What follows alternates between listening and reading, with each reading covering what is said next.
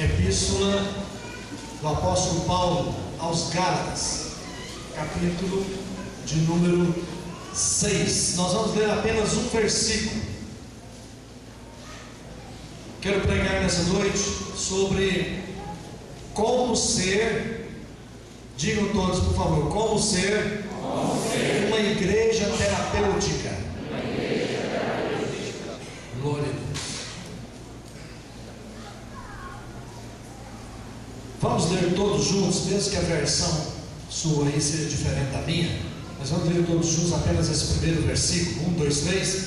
Irmãos, se alguém for surpreendido em alguma falta, vós que sois espirituais, corrigi-o com espírito de brandura, e guarda-te para que não sejas tentado também. Quantos que tem a versão da mesma da minha aqui? Levante a mão. Então nós vamos ler igual a minha aqui, tá? Depois eu vou contar até 3, vocês vão ler a outra, que tem mais Almeida corrigida, né? Então quem tem a mesma versão que eu, vamos lá, 1, 2, 3. Irmãos, se alguém for surpreendido em alguma falta, vós que sois espirituais, corrigi-o com espírito de brandura, e guarda-te também para que não sejas tentado. Eu queria que também assim no final. Agora a outra versão Almeida corrigida, é a sua? É a sua, pastor? Então vem cá, por favor. Lê com os irmãos aqui.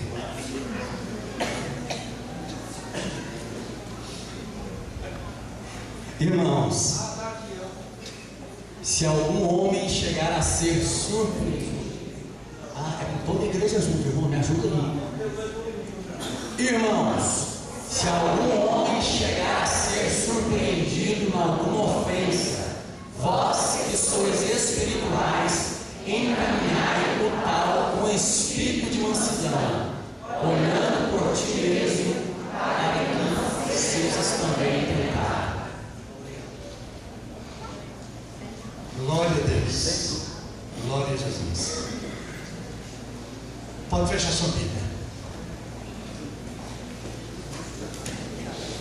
Meus irmãos, a igreja de Jesus na terra, nesses quase 2000 anos de existência,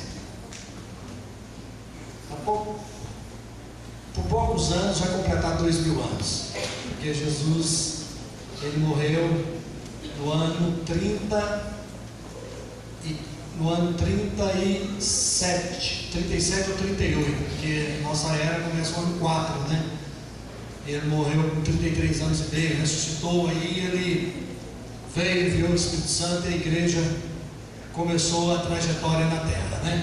Então nesses quase 2000 anos tem passado por muitas crises, das quais ela tem superado, porque a igreja, ela não é do homem, a igreja é de Jesus, amém? Amém. Hoje, em termos gerais, a igreja tem passado por uma crise, é uma crise de identidade. Identidade é aquilo que uma pessoa ou instituição é, ou aquilo pela qual se é conhecido também, e a instituição é conhecida, isso é identidade. E por causa de pastores inescrupulosos, que eu chamo de mercenários, a igreja tem sido caluniada, tem sido desprezada, tem sido desrespeitada, porque as pessoas, quando começam a falar, não quer saber que igreja que é não, que denominação que é não, fala a igreja, os crentes, porque veja bem, enquanto que se condena a colocação de imagens, de esculturas dos chamados santos em algumas denominações, existem muitas igrejas evangélicas que colocam as fotos dos seus líderes e os nomes dos seus líderes, e existe muita carreatas, chamadas carreatas para Jesus por aí, em que estão mais proclamando nome de denominações, nome de líderes, enfim, esse tipo de coisa que não glorifica a Deus e que não acrescenta nada de bom para a igreja.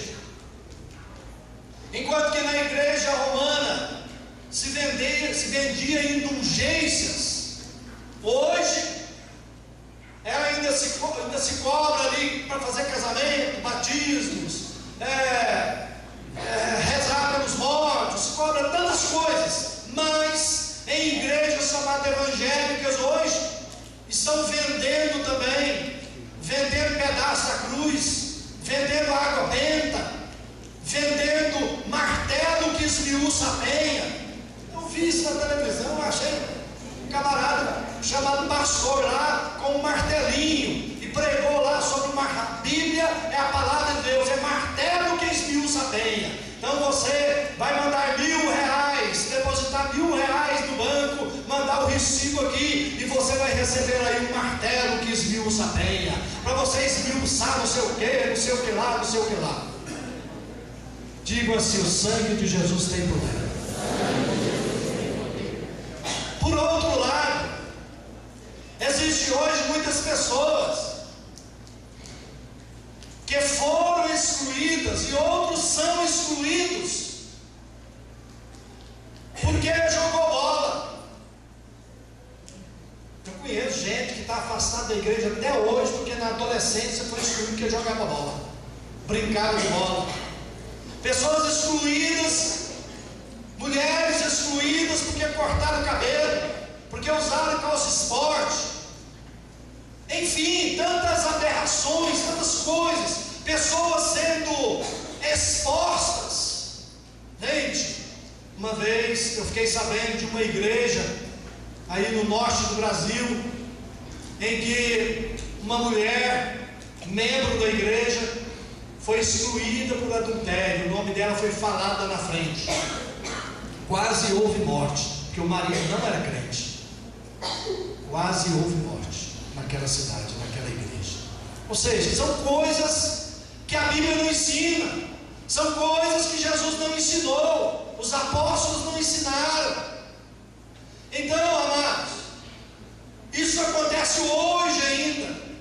Hoje está acontecendo isso, no século 21.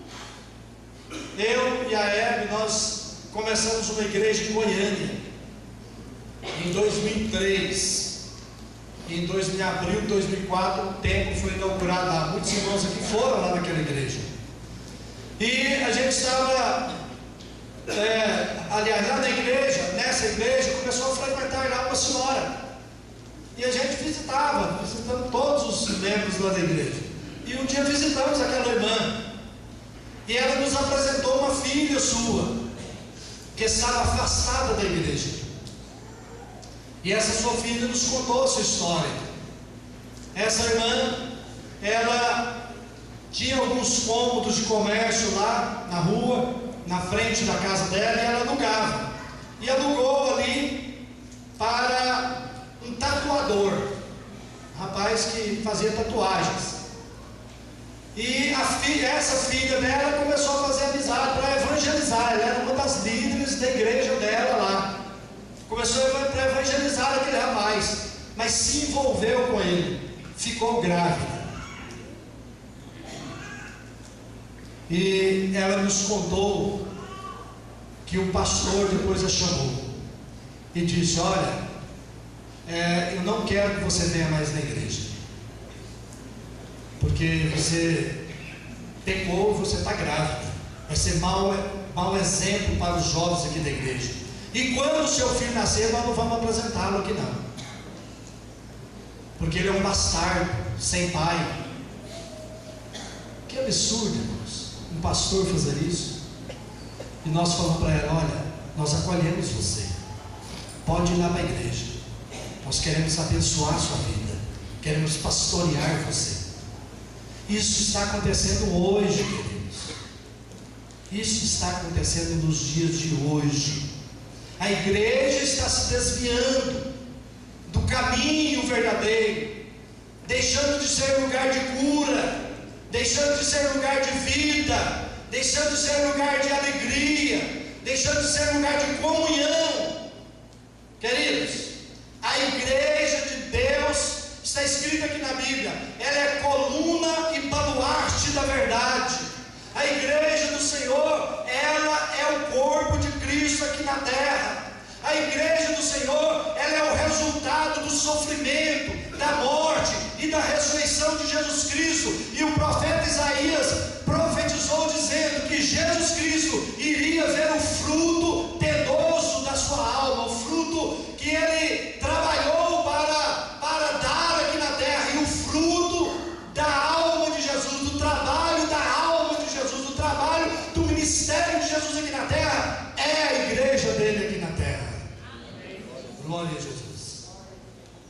E a Bíblia diz também em João 12, 24, que Jesus Cristo é o grão de trigo que caiu na terra e produziu muitos frutos. E esses frutos são a sua igreja. Esses frutos sou eu, é você, somos nós. Você pode dizer amém? Amém. Glória a Jesus. Jesus orou para que a sua igreja andasse na verdade, fosse santificada na verdade. E Paulo diz que a igreja é embaixadora da verdade. Glória a Jesus. Glória a Deus. Então, queridos, para ser uma igreja terapêutica, nós precisamos falar a verdade e ao mesmo tempo amar as pessoas. Amar gente. Eu e a Eva falando no seminário lá na fazenda, e a gente estava falando sobre isso. Nós temos que amar gente, porque Deus ama gente. Amém? Nós temos que amar gente, amar as pessoas. E nesse texto que nós lemos, o Paulo, ele fala: irmãos, se alguém for surpreendido em alguma falta, vós que sois espirituais, corrigi com espírito de brandura. Na outra versão, o espírito de mansidão, e guarda-te para que não sejas tentado também. O versículo 2 diz: levai as cargas uns dos outros, e assim cumprireis a lei de Cristo. Então, como igreja, para que nós sejamos uma comunidade terapêutica, nós precisamos de observar algumas coisas neste texto aqui. Primeiro, é que uma igreja que quer ser abençoadora, que quer ser terapêutica, que cura, não faz provisão para o pecado. Existem aqueles que vivem na prática do pecado, e às vezes frequentam a igreja, mas não são membros da igreja. Um pastor, o Comércio foi uma bênção, viu, irmãos? Nós ouvimos muitas palavras boas ali. E um dos pastores que pregou ali, eu achei interessante, o pastor Neil Barreto. Ele pregou, na mensagem dele, ele disse o seguinte: ele falou assim: aqui pode ter 5.000 pessoas, ele dizendo, mas se 50 desses 5.000 ouvirem a palavra e colocarem em prática essa palavra de Deus, esses 50 são a igreja de Jesus. Porque o escritor Tiago, o irmão Tiago, disse que nós não devemos ser apenas ouvintes da palavra, mas nós devemos ser praticantes da palavra. Você diz amém? Amém. Então, amados, quem vive na prática do pecado não conhece a Deus, diz o apóstolo João na sua carta. O crente peca, sim ou não? Sim, mas o pecado na vida do crente, ele é um acidente, ele não é uma prática. Para que ele não se transforme em uma prática, nós como crentes devemos bloquear, estancar as fontes que estão nos tentando, que estão querendo nos levar à prática do pecado. Nós devemos bloquear todas as fontes que alimentam a natureza pecaminosa que está dentro de nós, seja na TV, seja na internet, seja nas revistas, seja nas amizades. Nas amizades. Tem muito crente fazendo amizades com quem não conhece a Deus, com pessoas até depravadas, estão sendo levadas por elas. A Bíblia diz que as más amizades corrompem os bons costumes. Nós devemos tomar cuidado com as nossas amizades. Eu fico preocupado, gente. Eu fico preocupado. Vou confessar para vocês. Fico preocupado com os crentes, principalmente, já assim, principalmente casados, que vão para a faculdade. Porque se ele não tiver, ou ela não tiver estrutura, pode cair. Assim como os jovens também, solteiros. Porque as amizades lá, o coleguismo lá, é muito perigoso. E nós, como crentes, devemos ser sal da terra, luz do mundo. Nós devemos influenciar e não sermos influenciados. O mundo está aí com muitos argumentos, com muitas coisas, com muitas palavras deturpadas e até com muitas meias verdades, tentando tirar a luz que está no crente, tentando tirar a verdade que está na boca do crente. Mas o crente lavado no sangue de Jesus Cristo, que pertence à igreja do Senhor Jesus Cristo, deve continuar orando, consagrando a sua vida, estando na igreja, amizade com quem ora, amizade com quem é crente de verdade, para que não seja levado pelo rio do mundo aí, pelas coisas mundanas, pelas práticas mundanas. Existe esse perigo, gente. A Bíblia, o apóstolo Paulo diz: aquele que está em pé, segura para não cair. Eu que estou em pé, eu tenho que segurar para não cair. Todos nós estamos sujeitos ao pecado. O escritor aos Hebreus diz: nós que estamos rodeados por uma tão grande nuvem de testemunhas, nós devemos deixar todo o peso, todo o embaraço e deixar o pecado que tenazmente nos assedia, e devemos correr a carreira que nos está proposta, olhando para Jesus Cristo, o autor e consumador da fé. Glória a Jesus. Então, amados, nós devemos procurar colocar diante dos nossos olhos aquilo que pode estar diante dos olhos de Deus também. Nós devemos ler, ouvir aquilo que Deus pode ouvir, que Deus se agrada. Entende? Você está entendendo? Diga amém. Amém. A nossa prioridade tem que ser o reino de Deus e a sua justiça. O nosso prazer, irmãos, tem que ser na palavra de Deus, na oração, no culto a Deus. Tem que ser o nosso maior prazer. Aleluia. Nós temos que fazer do Salmo 1 uma verdade prática nas nossas vidas. Aleluia. Aleluia, Jesus. Glória a Jesus. Quero ler aqui os primeiros versículos do Salmo 1, tá? Bem-aventurado o homem que não anda no conselho dos ímpios, não se detém no caminho dos pecadores, nem se assenta na roda dos escarnecedores. Antes o seu prazer está na lei do Senhor, e na sua lei medita de dia e de noite. E aí depois vem as bênçãos. Será como uma árvore plantada junto ao ribeiro de águas, e dará o fruto no devido tempo. Tem as promessas ali, mas tem que ser do jeito que falou no começo. Não pode dar ouvidos a conselhos ímpios, não pode se assentar na roda dos escarnecedores.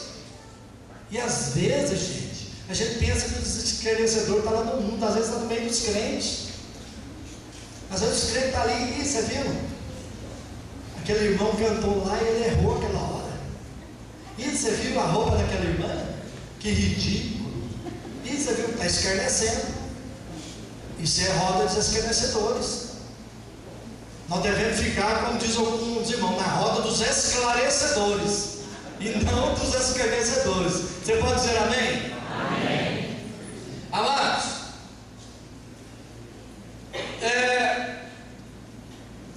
quais são os nossos pensamentos antes de dormir? O que está permeando a nossa mente? O Porque às vezes a gente sai de um culto tão abençoado, cheio do poder de Deus, como nós já sentimos aqui nessa noite, e depois a gente se deixa levar por outras coisas, ele vai dormir, aí tem pesadelo. Eu tive um pesadelo essa noite. O que será?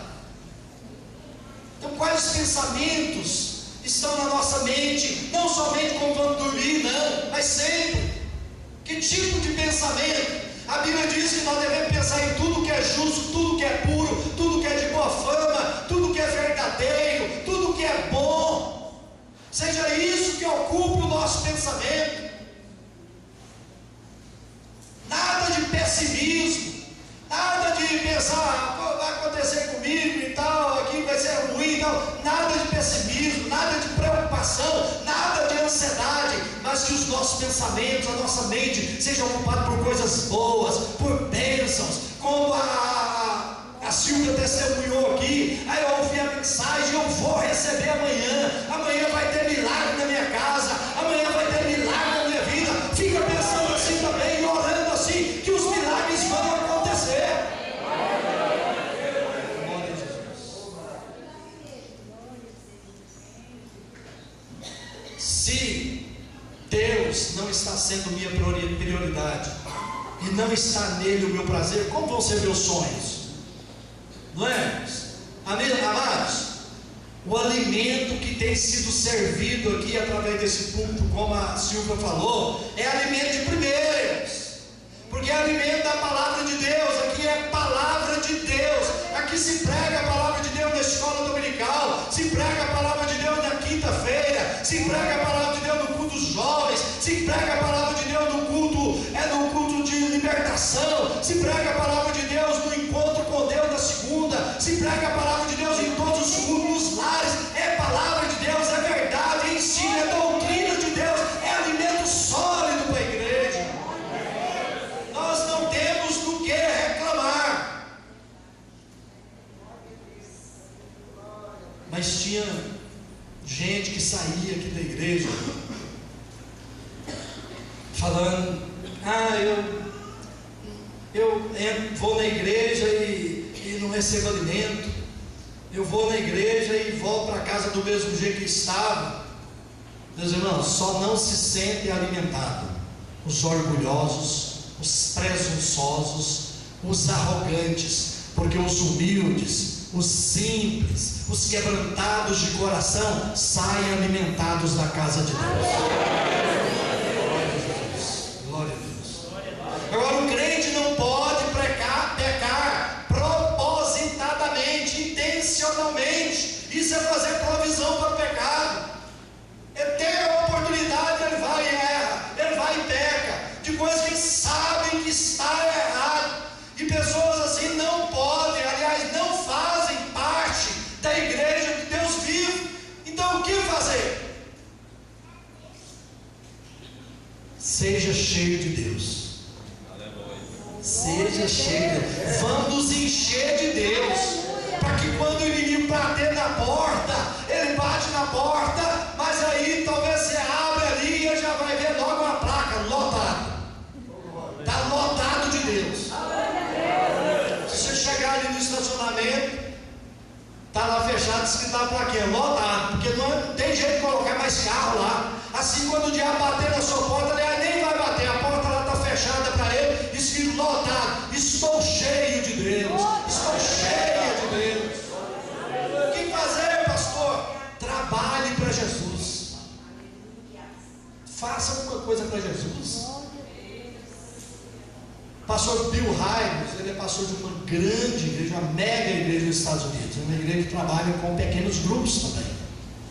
E ele, lá na igreja dele, tem uma regra, que todas as vezes que um novo membro vai preencher a ficha de cadastro de novo membro, está lá algo que ele tem que prometer. Sabe o que é? Você tem, para ser membro aqui da igreja, você tem que fazer um compromisso de dar um dia por mês para a igreja. Você trabalhar na igreja, você fazer alguma coisa na igreja, um dia por mês. E acontece que muitos têm dado não só um dia, mas têm dado 5 dias, 7 dias, 10 dias, tem se envolvido no trabalho voluntário da igreja. E aqui na igreja nós precisamos de gente trabalhando. Departamento infantil da igreja, infanto juvenil, precisa de gente trabalhando. E tem gente aqui capacitada, tem gente aqui na igreja capacitada, formada e pode ajudar. Então eu quero exortar a você a trabalhar para Jesus. Seja capacitada na área pedagógica ou em outras áreas também, não importa. Se você é advogado, se você é odontólogo, se você é comerciante, se você é autônomo, tem empresa autônoma, enfim, você, eu, todos nós temos que nos envolver. E quanto mais nós nos envolvemos na obra de Deus, trabalhando para Jesus, menos tempo nós vamos ter para outras coisas, menos tempo nós vamos ter para ficar pensando em coisa que não presta, em coisa que não deve, menos tempo nós vamos ter para o mundo e mais tempo para Deus. Glória a Jesus. É mais responsabilidade para nós, é mais em que pensar e o que fazer. Você pode dizer graças a Deus? Graças a Deus. Muito bem. Em segundo lugar, uma igreja terapêutica. Diga, é guiada pelo Espírito Santo. É guiada pelo Espírito Santo. Quando Paulo diz aqui, quando alguém for surpreendido em alguma falta, vós que sois espirituais. Ele estava falando para a gente que tem o Espírito Santo. Então a igreja abençoadora é guiada pelo Espírito Santo. E aqui o Paulo não está falando de apenas um grupo da igreja, não. Está falando da igreja de Jesus. Os espirituais não é uma elite da igreja, não. Os crentes em Cristo são aqueles que receberam o Espírito, Gálatas 3:2, nasceram do Espírito, Gálatas 4:29, andam no Espírito, 5:16, produzem o fruto do Espírito, 5:22-23, e vivem no Espírito, Gálatas 5:25. Então são espirituais porque têm o Espírito Santo, permanecem no Espírito Santo. Glória a Deus. Ninguém é mais espiritual do que o outro, não é, irmãos? Ninguém é mais espiritual. Todos que têm o Espírito Santo são espirituais. Agora, tem uns mais experientes, outros menos experientes. Tem uns mais maduros, outros menos maduros, né, mais verdes, que são os neófitos na fé, ou seja, novos na fé. Nós temos os brincalhões e outros mais sérios. Nós temos os que oram mais, os que oram menos e os que não oram nada. Agora, os que não oram nada, eu vou te falar, viu? Se o Espírito Santo não for embora, está perto. Porque quanto mais oramos, mais temos o poder do Espírito Santo, mais temos força de Deus. Amém? Tem uns que têm mais comunhão com Deus do que outros. Agora, toda a igreja de Jesus, todo lavado no sangue de Jesus, tem o Espírito Santo. Diga para quem está ao seu lado aí, você tem o Espírito Santo. Você tem. Glória a Deus. Aqueles que têm o Espírito Santo de Deus e permanecem nele são espirituais. Glória a Deus. Agora, amados, nós como igreja de Jesus, nós somos como espirituais, nós somos agentes de cura para as pessoas. Nós não somos agentes de morte. Aqui diz, vós que sois espirituais, a igreja é guiada pelo Espírito Santo. E lá em João, aliás, lá em Romanos, diz que aqueles que são guiados pelo Espírito Santo de Deus, esses são filhos de Deus.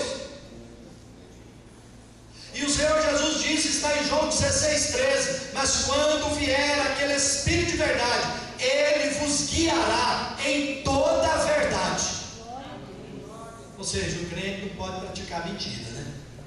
Quem vive mentindo não é guiado pelo Espírito Santo. Amém? Amém. A gente vem para a casa de Deus, a gente vem para a igreja com o objetivo de louvar a Deus, com o objetivo de adorar a Deus, com o objetivo de aprender o máximo. Isso é querer ser guiado pelo Espírito Santo todo dia, toda hora. Em terceiro lugar, uma igreja terapêutica, ela trata com sensibilidade os que tropeçam. Vós que sois espirituais, corrige a pessoa, exorte a pessoa, aconselhe a pessoa que caiu com espírito de brandura. Meus amados, todos nós tropeçamos em alguma coisa. Está escrito em Tiago também. Ninguém é perfeito. Todos nós tropeçamos em alguma coisa. Mas o apóstolo aqui, ele ordena: se alguém for surpreendido em alguma falta. Então a palavra que ele fala aqui sobre corrigir com espírito de brandura vem do grego, que fala como um processo de um médico na cura, por exemplo, de um braço quebrado. O médico não vai pegar o braço quebrado assim, se bem que quando a Eva quebrou o braço, o médico judiou você, né, velho? Você quebrou o braço dele, quebrou? Quando era menina, o médico judiou dela. Mas isso não é o normal, não, viu, irmãos? Quando o médico vai pregar de qualquer jeito ali, aquele braço, e tratar, porque vai doer muito no paciente. Então, quando Paulo fala aqui, corrige com espírito de brandura, aquele que está em falta, aquele que está errado, ele fala que é com muita delicadeza, é com muito jeito, é com mansidão, é realmente com brandura, é com tato, é com sensibilidade. Nós precisamos ser intransigentes com o pecado, mas devemos amar o pecador, porque Deus detesta o pecado, odeia o pecado, mas Ele ama o pecador, ao ponto de ter enviado Jesus Cristo para morrer pelos pecadores. Glória a Deus. Então, amados, nós não podemos esmagar aqueles que estão quebrados, nem ferir ainda mais aquele que está machucado. Olhe para mim, por favor. Sabe o que Isaías, quando profetizava acerca da vinda de Jesus, disse assim acerca de Jesus: Ele não esmagará a cana quebrada, e nem apagará o pavio que fumega. Lá nesse seminário, o pastor Juarez me apresentou um senhor que estava lá, crente, já batizado nas águas. Eu achei interessante. Ele chegou e me apresentou aquele senhor, falou assim: pastor, esse aqui é o irmão fulano de tal. Ele vinha para cá bêbado, mas aí ele aceitou Jesus e continuou bebendo aí dos 3 meses. Aí eu chegava lá na igreja e estava lá e: ó, pastor, eu estou bêbado assim, mas eu tenho Jesus, viu? Eu tenho, Jesus está comigo. O pastor Jorge usou até desse jeito para falar. E o homem estava firme, crente. Glória a Deus. Então, se um bêbado entrar aqui, ele pode entrar e sentar ali, ele não pode ficar dando trabalho, né? Dando trabalho demais. Mas ninguém sai batendo nos bêbados aqui, não. Graças a Deus por isso, né? Aleluia. Mas nós temos que amar os bêbados. Hoje, na escola dominical, estava participando lá com a gente o pai da Adriana. Adriana parece que não está aqui agora à noite. E aí eu estava contando: ó, pastor, como é que eu vou fazer? Porque eu tiro leite todo dia, e lá junto comigo tem um senhor que tira leite também, mas ele fuma um cigarro fedido demais, pastor, e parece que a fumaça ela me procura. O irmão de irmão falando: parece que a fumaça me procura. E eu já falei para ele assim: ó, moço, você precisa parar com isso aí vai estar fazendo muito mal para você. Sem falar que estava fazendo mal para ele também, né? Pastor, o que eu faço? Eu já falei para ele, mas eu continuo com aquele pito dele. peguei e falei para ele assim: irmão, ora por ele. Aí eu falei: vamos orar por ele agora. Aí nós oramos por ele, por aquele homem que chama de José Milton. Nas suas orações, lembra dele, que Deus pode salvar o José Milton. Amém. Ora por ele e deixa Deus fazer a obra dele. Deixa que Deus faz a obra. Nós não podemos querer, porque muitas vezes a gente fica falando para uma pessoa: você tem que largar desse fumo, senão você vai para o inferno. Você tem que largar dessa bebida, você vai para o inferno. Tem que largar disso. Gente, não é o nosso papel de ficar falando para as pessoas largar disso, largar daquilo, não. O nosso papel é apresentar Jesus Cristo como Salvador, Jesus Cristo como Senhor. Apresenta Jesus de maneira simples, de maneira amorosa, e as pessoas recebem Jesus e Ele faz a obra. Amém?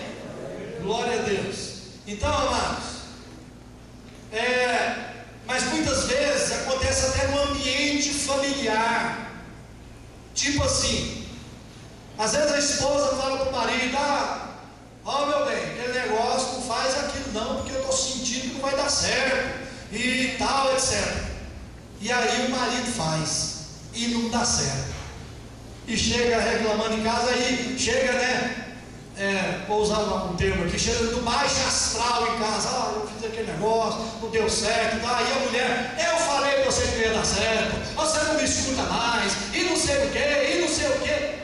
O homem já está lá embaixo, e a outra vai e esmaga mais um pouquinho ele. Não é assim. Só o fato de ele estar lá embaixo, de ele estar no baixo astral ali, já é a disciplina dele. O contrário também: eu falei para você e tal, aí vamos fazer como Jesus, não vamos esmagar a cana quebrada, não. Você entendeu? Diga amém. Amém. Então nós temos que lidar com o que erra, com o que não age do jeito que a gente pensa que está certo. Vamos lidar com mansidão, vamos lidar com brandura. Glória a Deus.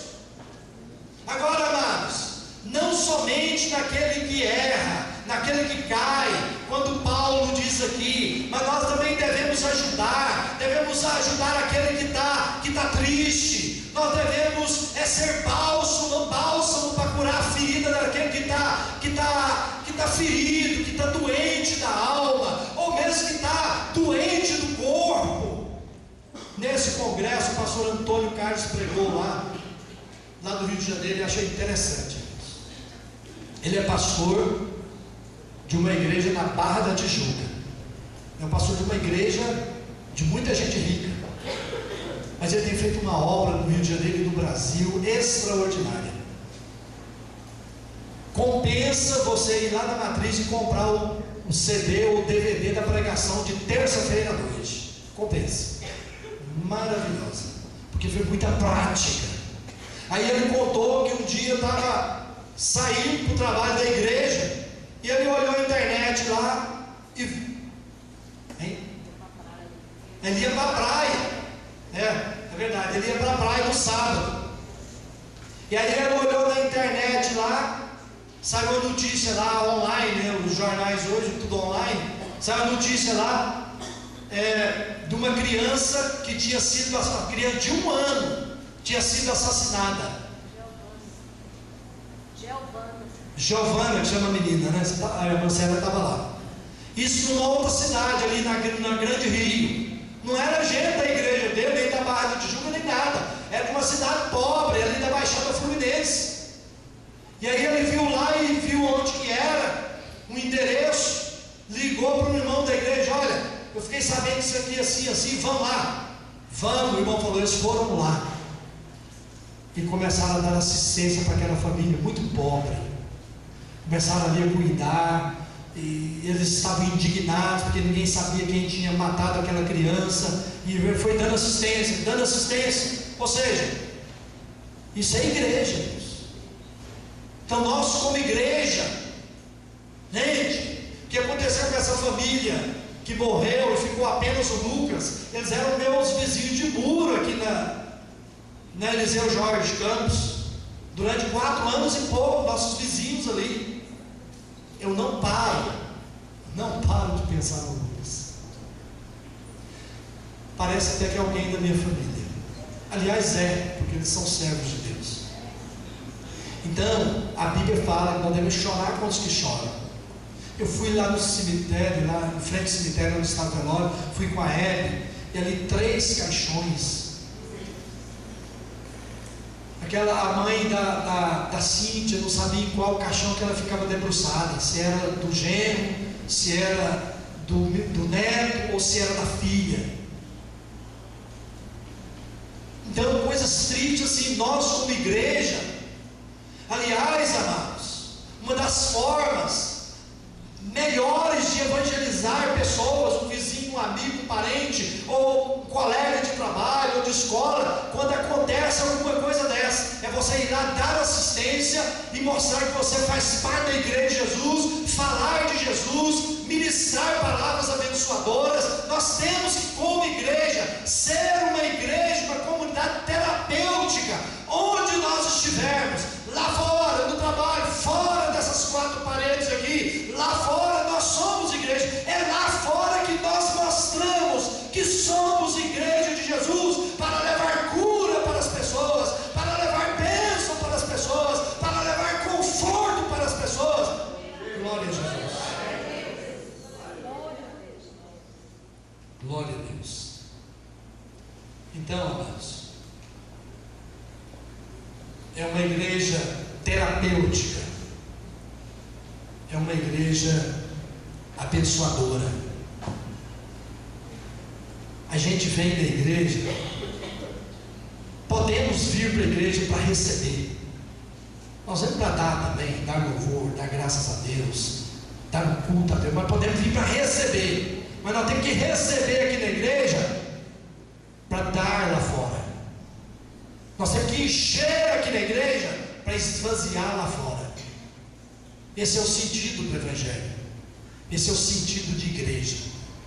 Se nós não estamos fazendo isso, nós estamos falhando como igreja. Nós estamos pecando contra a Bíblia Sagrada. Se nós não estamos lá fora, sendo igreja, dando bom testemunho, falando bem dos outros e da Bíblia. Você está entendendo? Diga amém. Amém. Agora, finalmente, o apóstolo diz assim: guarda-te para que não sejas também tentado. Você pode corrigir alguém com espírito de brandura, mas guarda também para não ser tentado, para não cair na tentação. E tem 2 coisas que são armadilhas perigosas para nós: hipocrisia e soberba. São armadilhas que muitas vezes aprisionam e adoecem a igreja. Porque o mesmo apóstolo Paulo aqui, em outros textos, ele diz que seria hipocrisia condenar na vida do irmão o pecado que muitas vezes nós acariciamos no nosso coração. Eu fico com um pé atrás de pessoas e pastores que pregam em púlpitos muita exortação no sentido de condenação disso e daquilo outro, aquilo de desrompante, aquilo parece que tem muita autoridade. Eu fico com um pé atrás, porque às vezes condena uma coisa, às vezes joga um irmão para o inferno, exclui uma pessoa, mas de algo que fica acariciando o coração. Então nós devemos ter esse cuidado, porque nós somos tendentes, e a psicologia diz isso, nós somos tendentes a projetar nossos próprios erros em alguém e condenar nesse alguém aquilo que nós não temos coragem de enfrentar em nós mesmos, porque nós vemos com mais facilidade o cisco no olho do irmão e esquecemos que tem uma trave no nosso olho. Muitas vezes, como Jesus falou, nós coamos mosquito e engolimos camelo. Agora, uma igreja que quer ser terapêutica, o versículo 2 diz: leva as cargas uns dos outros. Glória a Deus. como igreja, amados, não vamos tirar o foco da nossa missão aqui na terra. Amém? Vamos pedir a Deus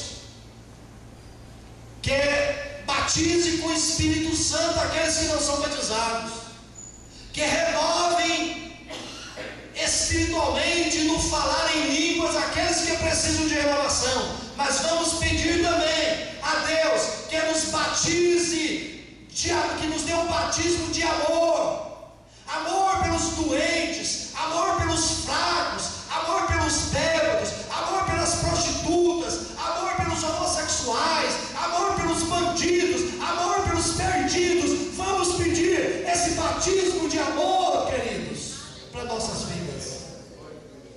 Fiquem todos de pé em nome de Jesus.